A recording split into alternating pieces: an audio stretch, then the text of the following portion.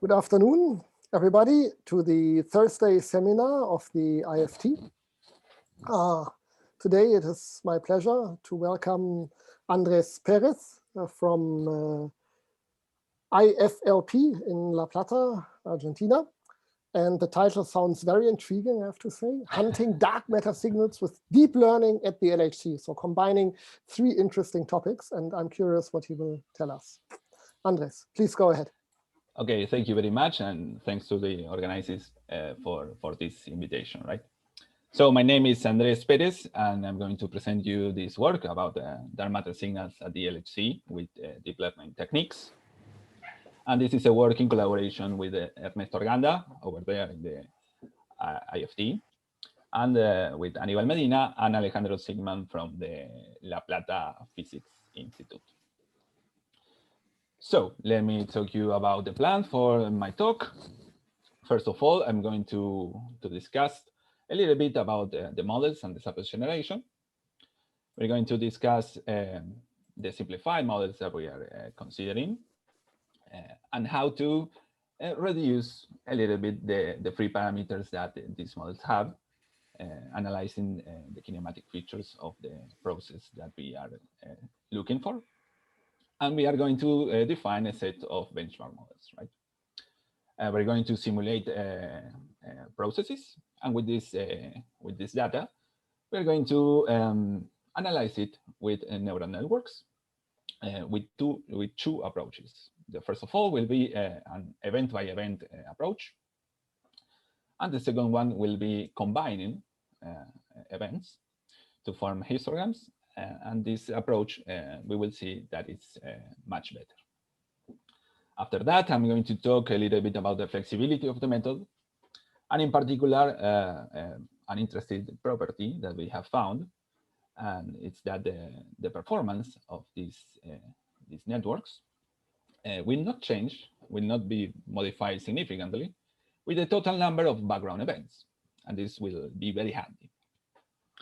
And finally, in the last section, I'm going to talk about multi-model classifiers, trying to reduce even more the number of things that we need to analyze the data. And in this section, I'm going to have two approaches, right? And finally, I'm going to reach the conclusions. So first of all, what we want, just to keep in mind what we are trying to do, we're trying to study several simplified dark matter models, of course, and their signatures at the LHC with neural networks. And to do this, we're going to focus on the usual monojet plus missing transverse energy channel, right? The usual, the conventional channel to analyze dark matter. But a huge part of this work will be devoted to determine the viability of these methods, right? These deep learning methods, when we can apply them and how flexible they are. And we are going to study different networks and different data representations. So let me begin with the models. We are considering 4 simplified models. The first 3 ones have a dark matter candidate and a mediator with different spin. And in this case, we have as free parameters the dark matter mass, the mediator mass, and the couplings between the mediator and the dark matter, and also the couplings between the mediator and the standard model. And another simplified model that we are considering are action-like particles as dark matter. And in this case, the free parameters are the action mass, the action scale, and the couplings between the actions and the standard model. So let me show you really fast a few Feynman diagrams.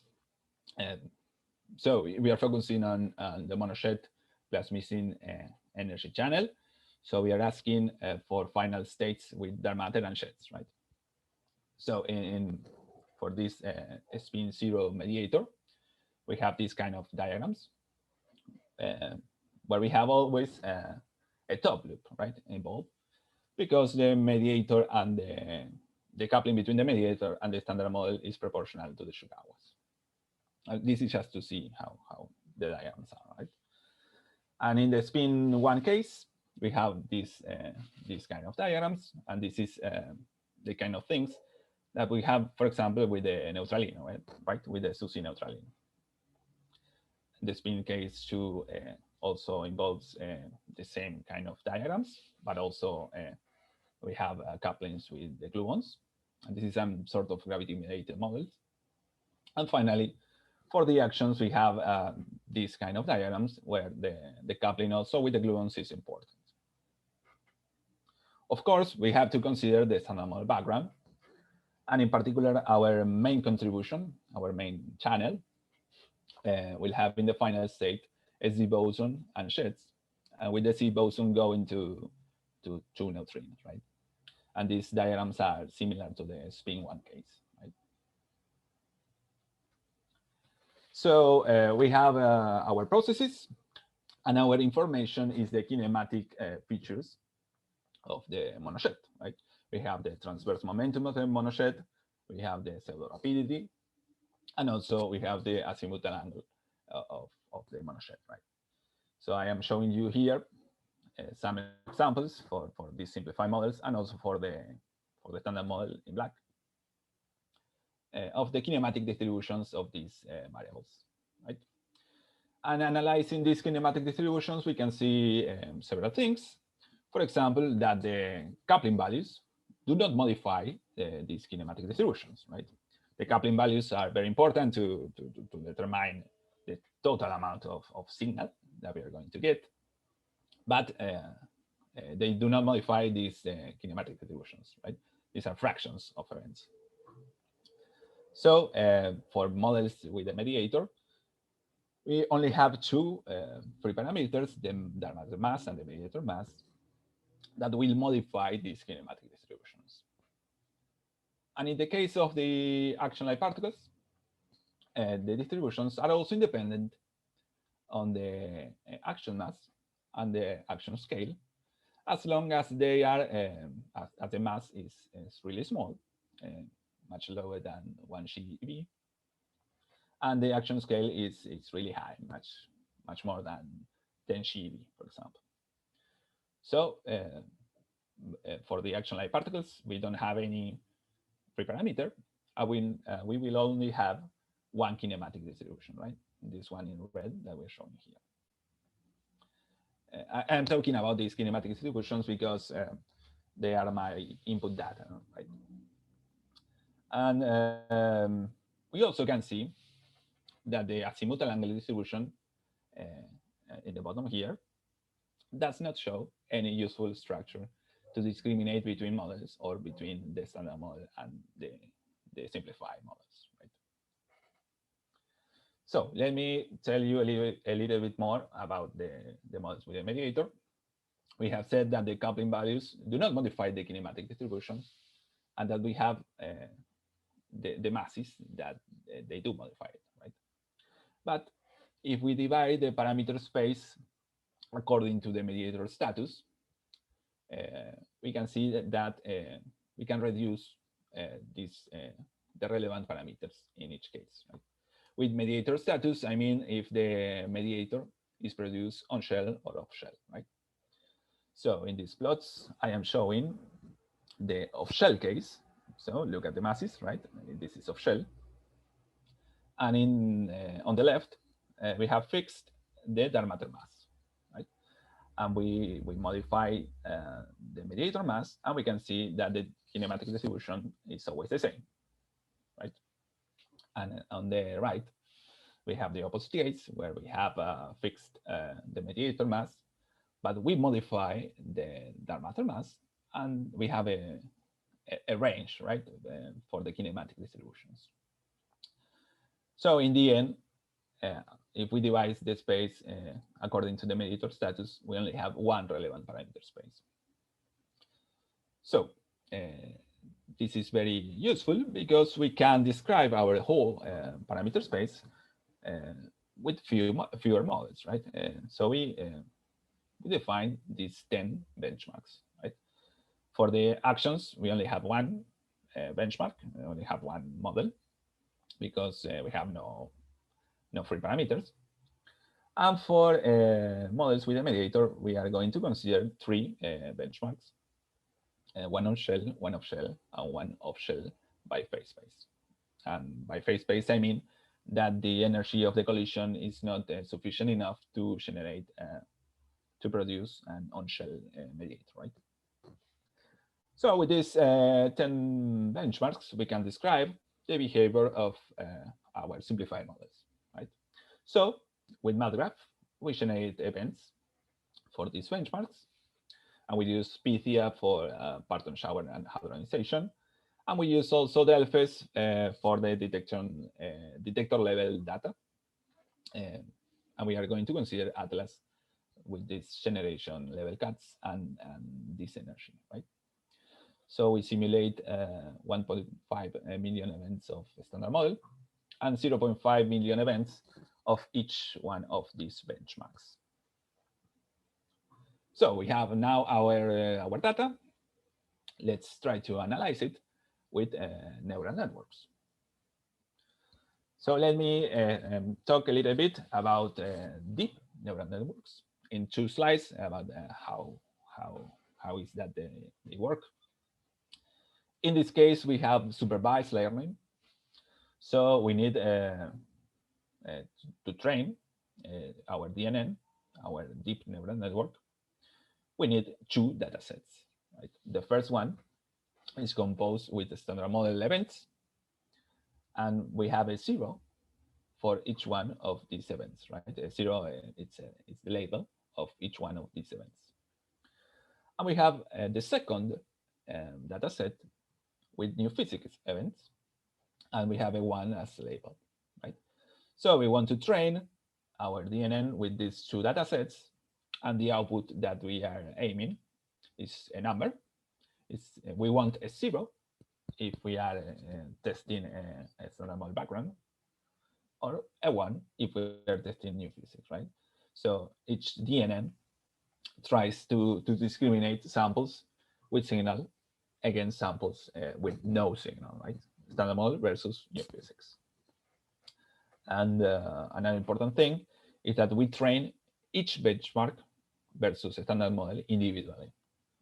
And this means that we have 10 benchmark models, so we need to train 10 different individual DNNs, right? 1 DNN per benchmark. So this is training. How do we test a DNN? No? How do we find out the performance of it? So for example, for testing, we can have 1 data sample, 1 event that I do not know if it's from signal or no signal. We give this event to the DNN, and the result will be a number between 0 and 1. In this case, for example, we have the output is 0.95. And we have to define a threshold. And if this output is greater than the threshold, the DNN predicts a 1, label 1, and label 1 means new physics. If the output is below the threshold, the DNN will predict a 0. That means a standard model, right?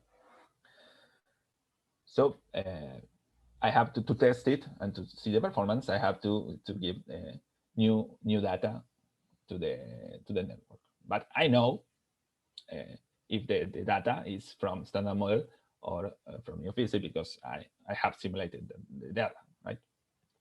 So I can calculate a lot of quantities, for example, the positive true rate and the false positive rate and other things to determine the performance, right? So let's use our simulated data with an event-by-event approach first. So we have simulated 1.5 million events of standard model and 0.5 million events of new physics. And each event has 3 quantities, these 3 features of the monojet, right? So this is 1 event, right? So I'm going to give the DNN, I'm going to train and test the DNN with 1 event at a time, given 1 event at a time. For example, I have the first event with the label 0 if it's from a standard model, the second event with these three quantities with the level 1 if it's from new physics, and so on, right? A lot of events. Okay, so I have 10 of these networks, one per benchmark. And we can construct, as I was saying, the true positive rate and the false positive rate, and I can construct these kind of plots. This is a ROC curve, and this is a usual way to show the performance of a network. An important quantity is the area under the ROC curve, the AUC or AUC, and this is a conventional metric to test the performance of a binary classifier. We can think of this AUC as an efficiency, let's say. So an AUC equal to 1 is a perfect classifier, and an AUC equal to 0.5 is a completely random classifier that it provides us no information, right? So I'm showing you here for benchmarks. For example, for the action light particles in red, we have an AUC equal to 0.56. So this is not good. This is actually this approach cannot discriminate action light particles from the standard model. But for the other benchmarks, with the mediator, we have an AUC, a better AUC, about 0.7, 0.77. We can start to discriminate new physics events from the standard model, but these results are really poor, are really bad. This is a poor performance. But we can see something here. For example, that the action light particles that have the lowest AUC corresponds to a kinematic distribution in red that is close to the standard model, especially for low PT. Right? And the other models with a better performance show a different distribution, right? So this behavior can be seen here and will be present throughout the rest of this work. So okay, this result is a poor performance, so we want to improve it, and we are going to do it with the second approach. As I was saying, the azimuthal angle does not provide any useful information, so we can construct histograms made from the pseudo rapidity and the PT information, right? So in this figure, we have the PT in the vertical axis and the pseudo rapidity in the horizontal axis. We have to divide our space in bins, and we can construct these histograms where the color corresponds to the number of events per bin, right? So in this top left histogram is constructed with only standard model events, with 50K standard model events, right? So this is the distribution of 50K standard model events. And in this other histogram, we are combining standard model events with action light particle events, right? So this is like the real data where we have background plus signal, right? And in this case, we have 50K, also 50K standard model events, and this ratio, S over V, amount of actions, right? So S over V is equal to 1. So in this case, we have 5K action events, right? So we are combining actions plus standard model. So we can do this. We can construct a lot of histograms for different S over V ratios and for different benchmark models, right? So in this case, we can see that the action histograms are quite similar to the standard model. But in the last row, we can see, for example, for this model, that we have a structure. I don't know if you can see it, but this is different from the standard model, and we can distinguish it by eye, right? But if we decrease the amount of signal, it's getting harder to distinguish it by eye. But the DNN will be able to handle these small differences, right? So we construct a set of histograms. We construct 20K histograms with standard model only events, and we construct 20K histograms with new physics plus standard model events, right? And we do it for different benchmarks and for different S/B ratios. So now we have a lot of histograms, and we can train a DNN with this kind of information, right? So in this case, each data sample will be a single histogram. For example, we consider one histogram here. If it's constructed with only standard model events, it will have a label equal to 0. But a different histogram, if it has new physics events, it will have a 1 as a label, right? So we're going to train our DNN, and the output that we want is a number, and we want it to be 0 if it was a histogram with only standard model events, and we want a 1 if it's a histogram with a new physics events, right? And again, here we train each benchmark versus the standard model individually.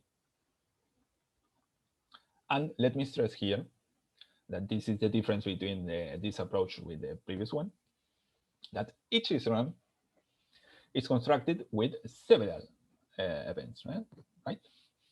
But now one histogram is one data sample, right? So one histogram has a lot of events, but this one histogram is a single entity with one label. So we can train and test this kind of DNNs with histograms. We can calculate the ROC curve and also the AUC as efficiency for different benchmarks and different S/B ratios. And this is what we have done. Andres, sorry, before we continue, there seems to be a question from the audience. Okay, I cannot see them. Yes. Yeah, I saw the raised hand here. Yes, hi. Go ahead. Hello. Thank you. Hi. Before you feed to the neural network-based histograms, do you normalize the beam count, or you feed it with the beam count that you have with different event sizes? No, yes. The number of events per beam is normalized to 1, right? Between 0 and 1. I am showing you here without that normalization to be able to see a little bit of the high PT region. In fact, this is also saturated at 30, but with that in mind also, right? And that we can see the events for the high PT region. But yes, to train the algorithms, I have to normalize the number of events per beam. Yes. Great, thanks. Thanks. All right. So with this histogram approach, I train a lot of networks, one network per benchmark and one per S/B ratio. And we have these results, right? Where I am showing you the AUC against the S/√B, right? So for example, this red point over here, this represents a DNN that was trained to discriminate standard model events against action-like particles plus standard model histograms with this ratio, right? With S/√B equal to 4. And this other point is a different DNN that was trained to discriminate between standard model histograms against action-like particle plus standard model, but with this other ratio of S/B. Okay, so we have a lot of networks here, and we can see several things. That, for example, for high signal to background ratios, we have an excellent performance, and for really low signal to background ratios, we have poor performance. Right, we don't have enough events to discriminate histograms. And we have an intermediate part where we have good performance also. And this is a huge performance boost with respect to the event-by-event representation, right? In the previous approach, it was we couldn't discriminate, for example, action-like particles from the standard model. But in this case, we can see that we have a good UCs for different values of S over V for the action, right? So it's useful for actions in this case. So this is an important result, and please keep in mind this kind of plot, because we are going to compare this result, this AUC, this efficiency, against other studies that we are going to do. Right? So this is an important plot. So for example, let's compare it with the CNN network, right? With the convolutional network. These convolutional networks are have different structure. They're very useful, for example, for image recognition, and we can use our histograms as images, right? And they really simple. They can scan parts of the image looking for patterns, right? So they can look for a car, for example, and they can find a car. If it's in the back, in the front, if it's in the corner, in the middle, right? That's a really simple description of CNN. But anyhow, we can use our histograms, and we can train a CNN, and we can compare the efficiency of the CNN with the efficiency of the DNN, right? The DNN was the previous one, was this one. And we can see that we have no improvement with respect to the DNN. And this is because, we can think that this is because our histograms are always the same, right? They are not in the back, in the front, or in the corner. They have always the same form, right? So we are not using one of the big strengths of this kind of networks. So, okay, let me talk to you now about the flexibility of this method a little bit. So this is again one of the important plots, right? And we had here a lot of networks with a lot of histograms. And all of these histograms over here were constructed with the same number of standard model events, right? With 50K standard model events and S new physics events, but always with 50K standard model events. And one good property that we found is that this performance, the shape of these curves, is not modified significantly for different values of B, if the results are presented as a function of S over the square root of B, right? So we change B, and these curves do not change. Right? So here I am showing you the ratio between the efficiencies for different number of B, right, against the 50K. Right? We have 1K, 5K, 10K, 100K, and we also have 500K, but it's a little bit more noisy. So the differences are within the errors, and this is good because we are always going to have the same shape. So we can do some cool things. For example, we can know if this approach with DNNs and histograms will be useful to distinguish a standard model from a particular model of new physics that we are testing, that we are working with. Let's say I am working in one model with couplings and everything fixed, and I want to see if this approach is useful. So I have to follow these 4 steps, right? I have to identify the corresponding model. Let's say I am working with this blue model, with this spin and with these masses. And I have to calculate the cross-section of these monojet processes for the couplings that I want. I have to calculate also the cross-section of the standard model background. And for a given luminosity, I can calculate S over the square root of V.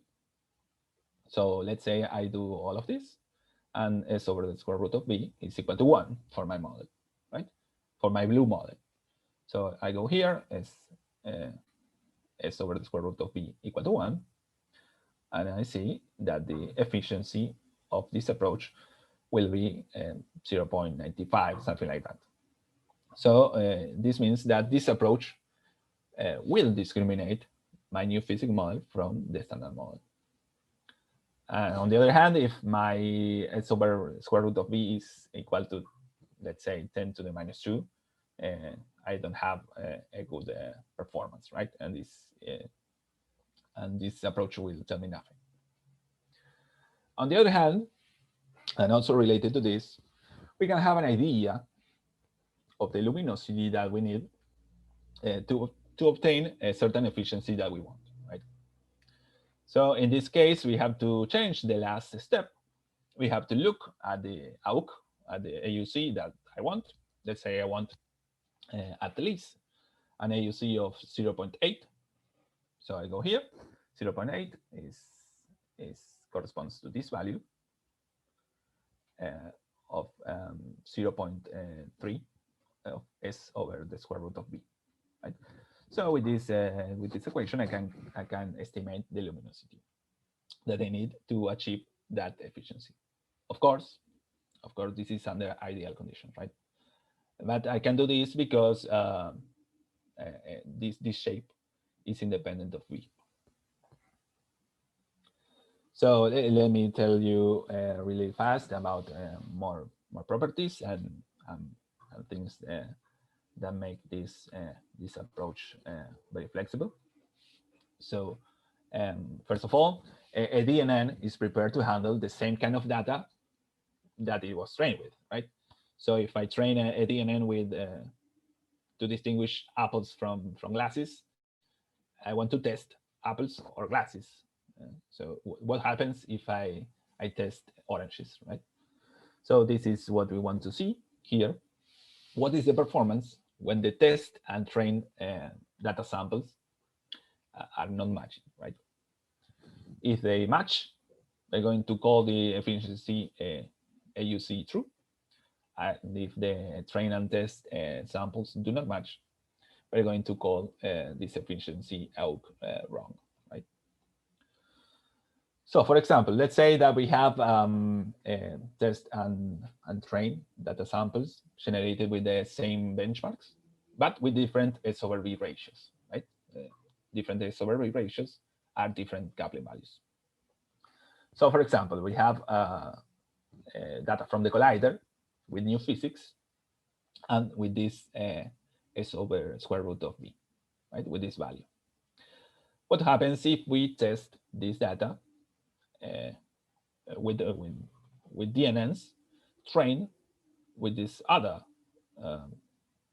ratio of S over the square root of V, right, over different ratios? The first thing that we can see is that matching test and train samples will give me a 1, right? So this is the ratio between the different efficiency. This is obvious, right? 1. But around the correct value of S over square root of V, we can see that the performance is close to the true performance, right? So some errors, some variations in the coupling values can be handled by the DNN. Another example, for example, we have here now test and train samples with the same S over V ratios, but different benchmarks, right? In this particular case, we have trained a DNN to distinguish actions from the standard model, but we are testing this DNN with these 3 models, right? So for high signal to background ratio, we can see that we can have the same performance, equal to 1, right? Regardless of the underlying model. Here we have a lot of signal. And for a low signal to background ratio, we have also the same performance. And in this case, we have few signals, so it doesn't matter if this small amount of signal comes from the correct or incorrect new physics model. But in the middle, and in the intermediate part, we can have huge discrepancies. So it's important to try to test with the correct benchmark, right? So here we have another example, and in this case, we can see that these discrepancies are not very high, right? And this is because this DNN try to classify kinematic distributions, not models, right? So benchmark models with similar kinematic distributions will result in similar DNN performances, right? So so this is another important thing. And finally, my last section, I'm going to talk to you about multimodal classifiers. So far, I was dealing with one DNN for every benchmark, but now I'm going to train one DNN with a lot of benchmark models, right? This aims to lower the amount of things that I need to analyze the data. I'm going to see two approaches. The first one is a binary classifier. And in this case, I will train my DNN with a standard model only histograms with the label equal to 0, and with a lot of benchmark models, and all of them will have the same label 1, right? So this aims to discriminate the standard model from new physics, regardless of the new physics benchmark, right? So I will train one DNN with a lot of benchmarks, right? So that was training, and to test the DNN, I have to give one benchmark at a time. For example, I will give this histogram to the DNN. It will give me a value, one number between 0 and 1, 0 for the standard model, 1 for new physics.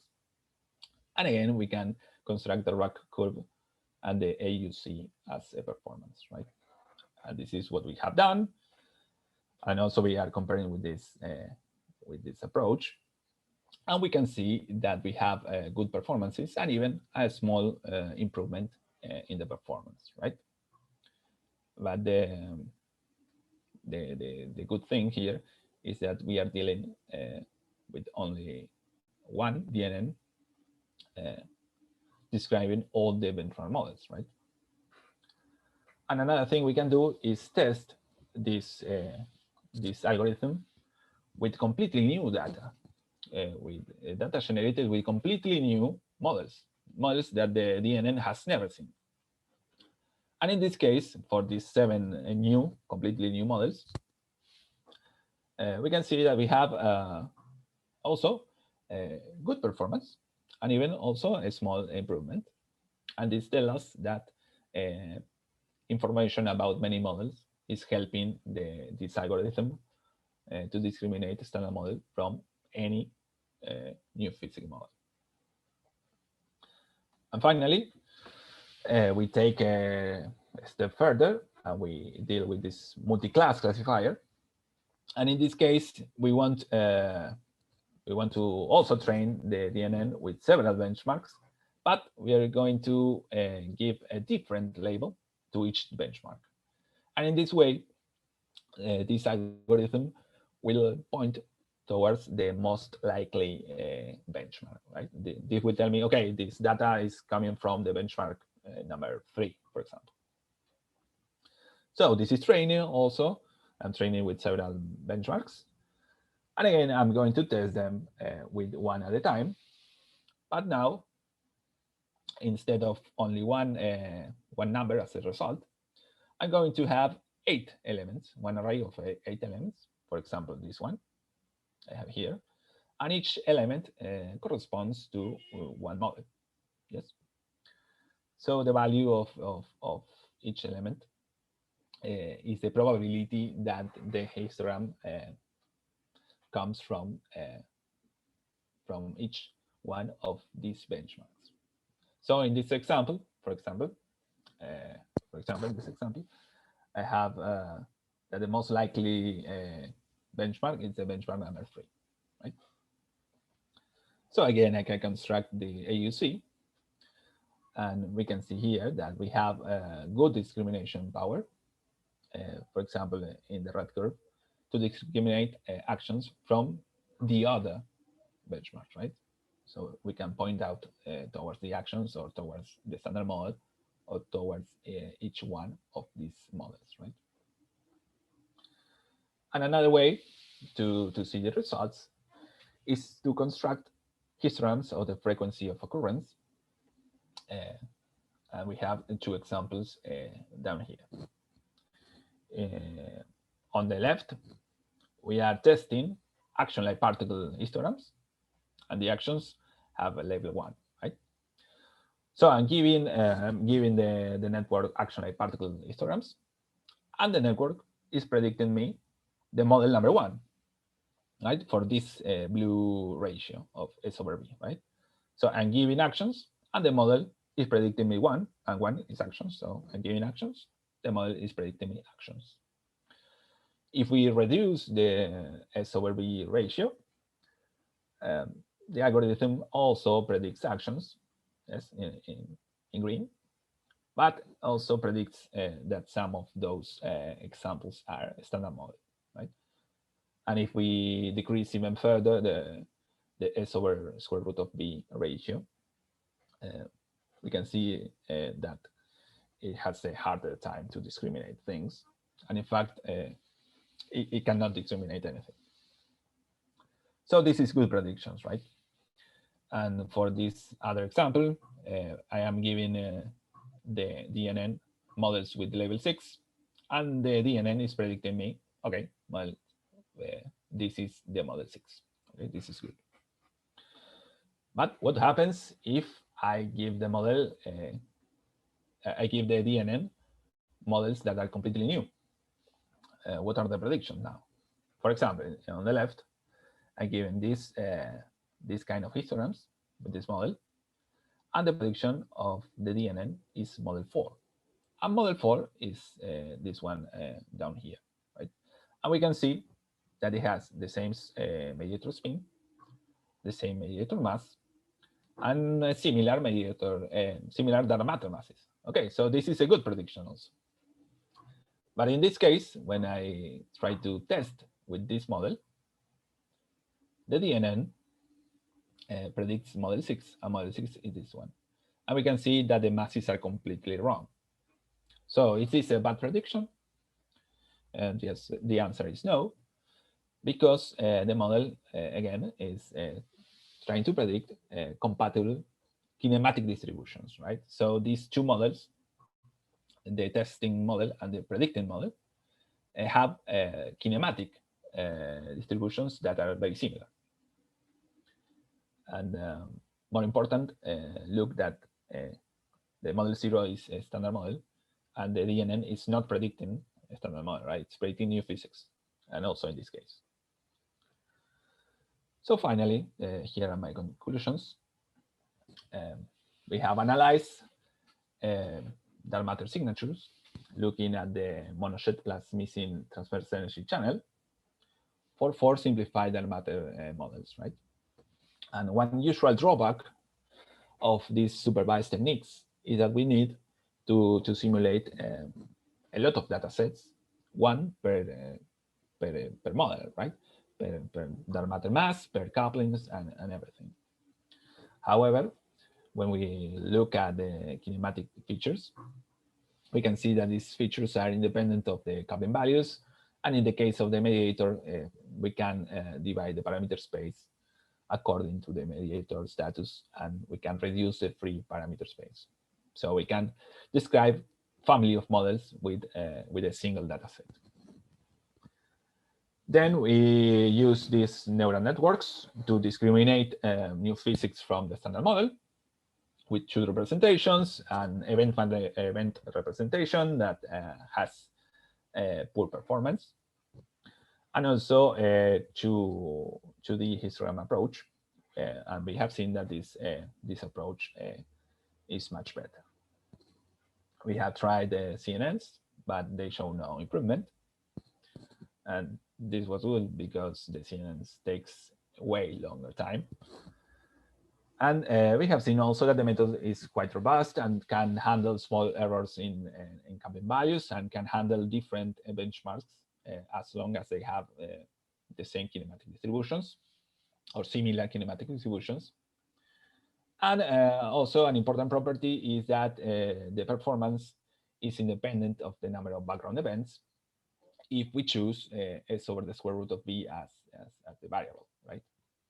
And this allows us to check some things. For example, if the DNN will be useful to discriminate a particular model from the standard model, or to estimate the luminosity if we want to achieve certain performance level. And finally, also trying to reduce the number of things that we need to analyze the data. We have tried multi-model classifiers. We have tried two approaches, and they are a little bit more challenging, but they show good performance. And also we have to take into account that they point towards similar kinematic distributions, right? Not towards models. But this is very useful information because it gives it can point us towards further analysis, right? To distinguish between different models with same kinematic distributions. So, okay, thank you. That was all. Thanks a lot for this talk, as I said, combining several interesting aspects. Are there questions or comments for Andres? We had one already during the talk. Yes. But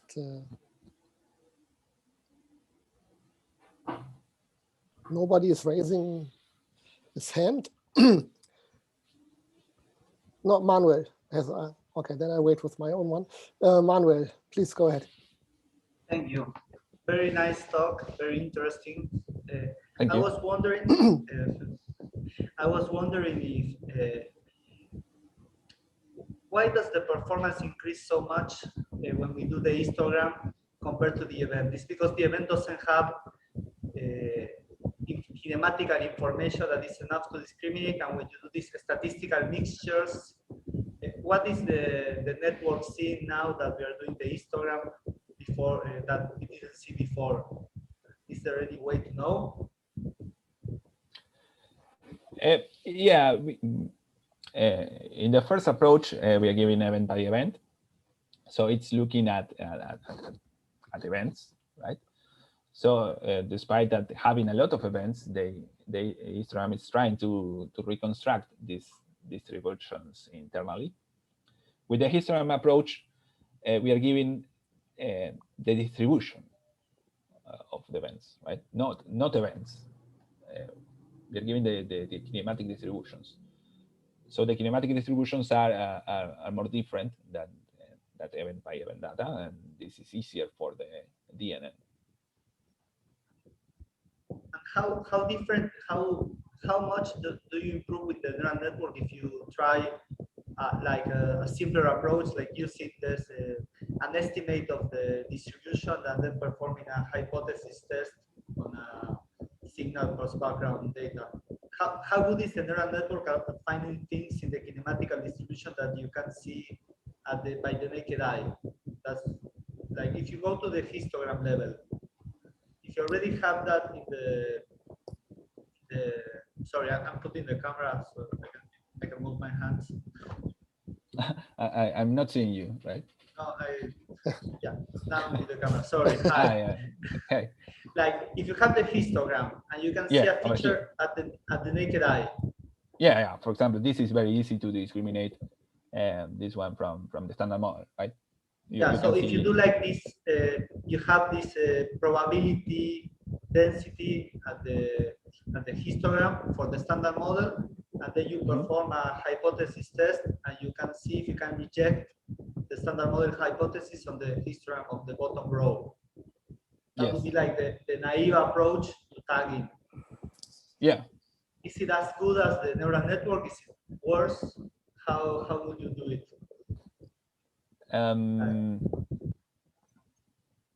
Because it's very interesting is to see the neural network finds what we can see with the naked eye, and if it can improve on that. It's a nice... No, I mean, for this value of S over B, you can easily see that by naked eye, right? But for the middle one, let's say for intermediate S over B, it's quite hard by naked eye. I don't know.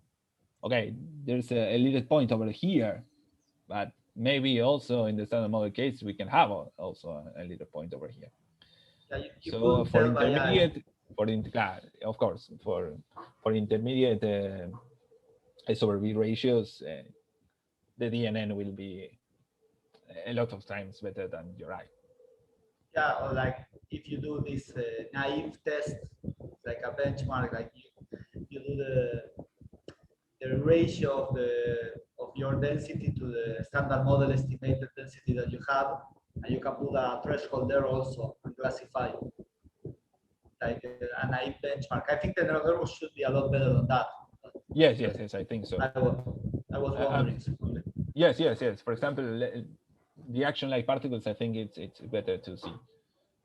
It's very similar. Yeah, very similar. You cannot discriminate this, and despite that, the DNN can give you a really high discrimination power, right, for the red curve. Thank you. Very nice talk. Thank you very much.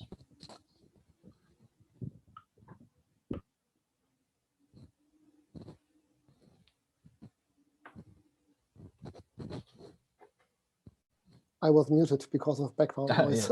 Sorry. There's another question by Ro. Please go ahead. Do you hear me? Yes, very well. Hello, Andres. Very nice talk. It was really interesting. I would like to ask that, considering that you are searching for final states with initial state radiation, at the time of preparing your samples, did you shed matching? No, I was just simply simulating this kind of events with Pythia and Delphis, right? Because maybe when doing shed matching, you can improve your the performance of your deep neural network, since it's going to change your PT sheds distributions. I think that it could be maybe a good idea to test if you can see any difference. And another question is, in future prospects, are you considering to improve the dark matter mediator mass and the dark matter mass to see if you can test models where you are in the threshold between the off-shell and the on-shell regime?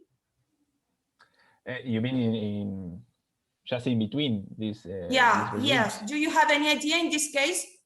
What could be useful?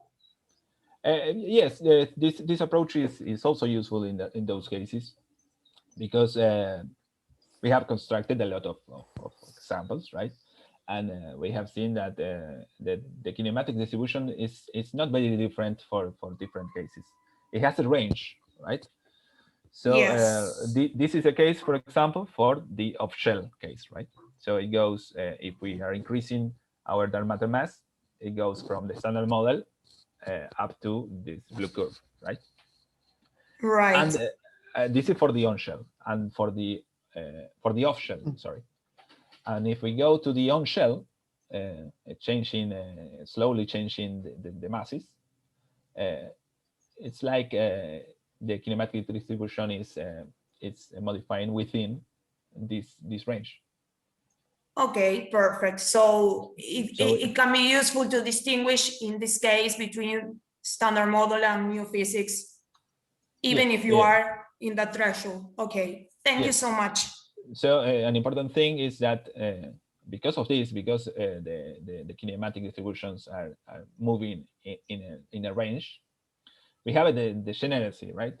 So if two models are giving me the same kinematic distribution, I cannot distinguish them. I cannot say it's this one or this one. Okay, They are the same for the DNN. perfect. Thank you, Andres. Thank you very much. Okay, very good. I do not see further questions or raised hand. Then thanks a lot again for this interesting seminar. Thank you. Yeah, hopefully, well, we'll see each other somewhere in 3D at the IFT or Yes. data. Yeah. Okay. Okay. I stop the recording and the session. All right.